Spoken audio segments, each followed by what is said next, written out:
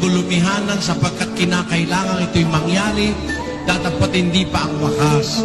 Sapagkat titindig ang bansa laban sa bansa, ang kaharian laban sa kaharian, magkakagutom, lilindol sa iba't ibang mga dako, at ang mga bagay na ito'y siyang pasimula ng kahirapan. Nandiyan na po lahat yun eh.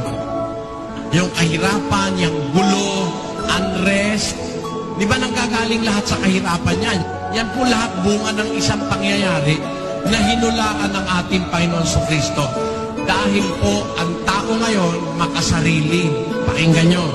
Ikalawang Timoteo 3:1-6. Datapwat alamin mo ito, na sa mga huling araw ay darating ang mga panahong mapanganib. Sapagkat ang mga tao'y magiging maibigin sa kanilang sarili, maibigin sa salapi, mayayabang, mga mapagmataas,